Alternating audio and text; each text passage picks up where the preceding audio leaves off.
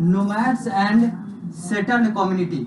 इसी अध्याय की बात अभी हो रही है और पिछली 3 कक्षाओं में हम लोगों ने पीएसबीआई के पाठ्यक्रम और पारस प्रकाशन पुस्तक के अनुसार अभी तक आने वाली हर वो बातें देखी है, हर वो बात मैंने आप लोगों को बताया है, पढ़ाया है, जो कि आप लोगों को पढ़ने हैं पारस प्रकाशन पुस्तक के अनुसार और अपने public school board of India के पाठ्यक्रम के अनुसार, पीएसबीआई के पाठ्यक्रम के अनुसार।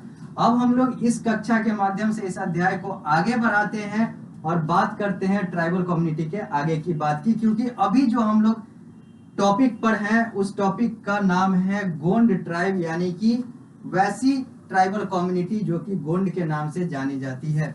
हम लोगों ने देखा कि कैसे राजपूतों का पतन हुआ तो गोंड समाज जो है, गोंड जनजाति जो है, गोंड ट्राइब जो है वो भारत के मध्य भारत के 4 केंद्रों पर 16वीं सेंचुरी से लेकर मध्य 18वीं शताब्दी तक, 16वीं शताब्दी से लेकर 18वीं शताब्दी के मध्य तक उन्होंने राज किया।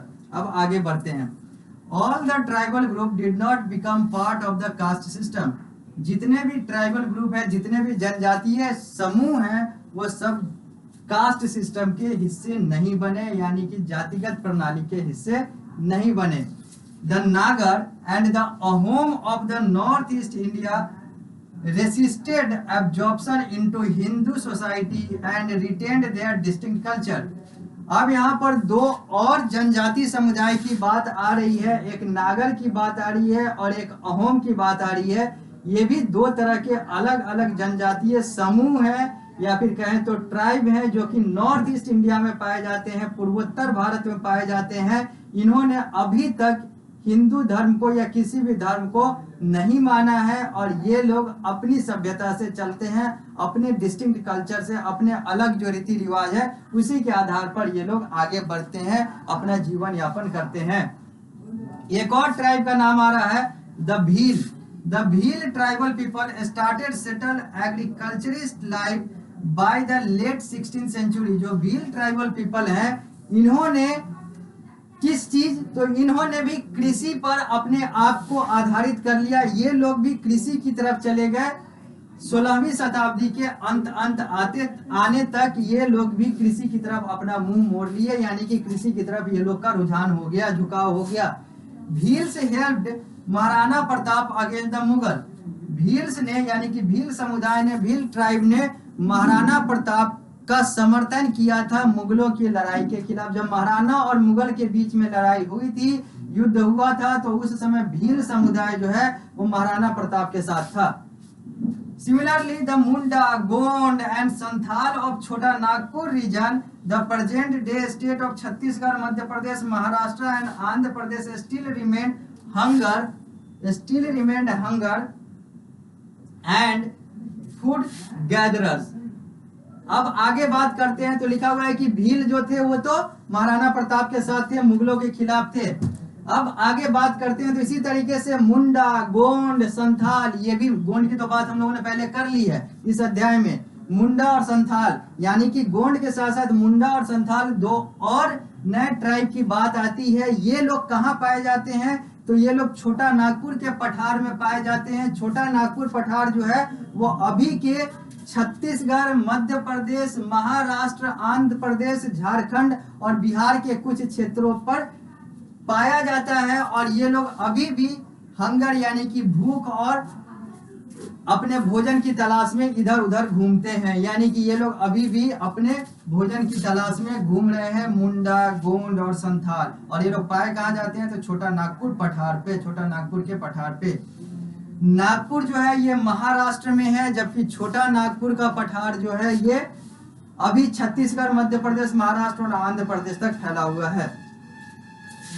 Nomadic pastoralist move over long distance with their animal. ये जो नोमैडिक होते हैं, यानी कि जो मूवमेंट करने वाले, जो एक जगह से दूसरे जगह घूमने वाले जो आदिवासी होते हैं, ये अपने जानवरों के साथ लंबी लंबी दूरी पर चले जाते हैं और वहीं पर टेंट लगाकर रात में रह जाते हैं, फिर आगे बढ़ते हैं, फिर उसी से अपना जीवन यापन चलता है। इन लोग का जानवर से जुड़े हुए प्रोडक्ट से, यानी कि दूध से या फिर अलग अलग चीजों से ये लोग अपना जीवन यापन करते हैं।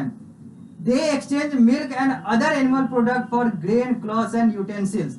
ये लोग को अगर कुछ सामान लेना होता है, अगर कुछ भोजन के लिए लेना पड़ता है, खरीदना होता है, या कपड़ा खरीदना होता है, या फिर कुछ बर्तन वगैरह खरीदने होते हैं, तो ये लोग एनिमल प्रोडक्ट या फिर कहें तो मिल्क वगैरह को देते हैं, और मिल्क के आधार पर, दूध के आधार पर ये लोग को बाकी सामान मिलता है। यानी कि ये लोग अभी बार्टर सिस्टम के आधार पर चलते हैं, एनिमल प्रोडक्ट को देते हैं और बाकी प्रोडक्ट अपने जरूरत के अनुसार इन लोगों को ये लोग लेते हैं। लिखा हुआ the administration system also followed the Mughal administration. जो एडमिनिस्ट्रेशन सिस्टम है, जो प्रशासनिक प्रणाली है, वो मुगल एडमिनिस्ट्रेशन को यानी कि मुगल प्रशासन वाले सिस्टम से चलता है। इंटरेस्टिंग फैक्ट की बात करें, रोचक तथ्य की बात करें, तो लिखा हुआ है the name Gond is probably derive from the Telugu word Gond meaning hill. जो गोंड नाम है, यह लगभग यह माना जाता है कि तेलुगु कार्य कोंड से निकला हुआ है, जिसका मतलब हिल होता है, जिसका मतलब पर्वत होता है। अब हम लोग आगे बढ़ते हैं और बात करते हैं main feature of Gond kingdom. Gond kingdom के मुख्य गुण की बात करते हैं। रानी दुर्गावती का यह चित्र है, और रानी दुर्गावती गोंड समुदाय से आती हैं। Each kingdom was divided into garh controlled by Gond class chief. हर किंगडम जो है गोंड वाला, हर किंगडम जो है, जैसा हम लोगों ने देखा था कि 16वीं शताब्दी से लेकर 18वीं शताब्दी के मध्य तक इन्होंने मध्य भारत के 4 केंद्रों पर राज्य किया, जिसमें से एक रानी दुर्गावती का भी राज रहा। तो यहाँ पर लिखा हुआ है कि each kingdom was divided into गर। हर किंगडम, हर साम्राज्य जो है वो गर में विभाजित था, अलग अलग गर थे, और हर गर का एक चीफ था, हर गर का एक मुखिया था। Each Gaur was divided into 84 villages known as Chaurasi, and they were further subdivided into Barhoth made of 12 villages. जो गोंड समुदाय था वो गर में विभाजित था। गर जो है, हर गर में 84 गांव हुआ करते थे, जिसको हम लोग 84 विलेज को जिसको हम लोग 84 कहते हैं। और हर गांव जो है ये फर्दर डिवाइड होता है, आगे जाकर डिवाइड होता है बरहोत में, और बरहोत यानी कि हर बरहोत में 12 गांव होते हैं। यानी कि गोंड समुदाय में, गोंड जो है समुदाय, यानी कि उनका जो साम्राज्य है वो गर में विभाजित था। गर में 84, हर गर में 84 गांव, उनको हिंदी में 84 कहा जाता था। और हर 84 में यानी कि हर गांव में 12 गांव जो है वो बरहोत के तौर पर डिवाइड था, बरहोत के नाम से जाना जाता था। अब हम लोग आगे बढ़ते हैं। लिखा हुआ है नाउ गोंड सोसाइटी लिखा हुआ है यहाँ पर लिखा हुआ है now Gond society turn into society based as unequal social classes. अब जो ये गोंड सोसाइटी है, ये अब सोसाइटी बेस्ड यानी कि जो वर्ण व्यवस्था और जो सामाजिक व्यवस्था, जो जातिगत आधार है, उस आधार पर ये लोग आगे बढ़े। और यहाँ पर भी अनइक्वल सोशल क्लासेज यानी कि यहाँ पर भी अब ऊंच नीच की बात आ गई, जो कि पहले जनजातीय समुदाय में हम लोगों ने देखा कि नहीं होता था। ना तो ये लोग धन, ना तो ये लोग बल, ना तो ये लोग जाति, इन सारे चीजों पर ऊंच नीच हुआ करते थे। लेकिन ये लोग जैसे जैसे आगे बढ़ते गए, जैसे जैसे जातिगत आधार पर अपने आप को जोड़ते गए, ये सारी चीजें भी आती चली गई। हालांकि इससे इनका विकास भी हुआ, ये भी नहीं भूला जा सकता है। इन्होंने राज भी किया, बहुत सारे जनजातीय समुदाय आज भी जंगल में ही घूम रहे हैं। लेकिन हाँ, इसका नुकसान भी इनको हुआ कि ये लोग ऊंच नीच के नजर में आ गए, उतना नुकसान चलता है।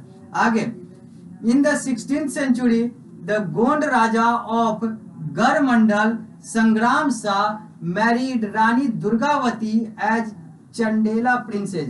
यहाँ पर लिखा हुआ है कि 16वीं शताब्दी में गोंड राजा जो कि गर मंडल का संग्राम शाह था, उन्होंने रानी दुर्गावती से शादी की। उनका विवाह रानी दुर्गावती से हुआ, जो कि चंडेल की प्रिंसेस थी, वहां की महारानी थी। आगे However, संग्राम Shah died in 1548 AD, leaving a minor son.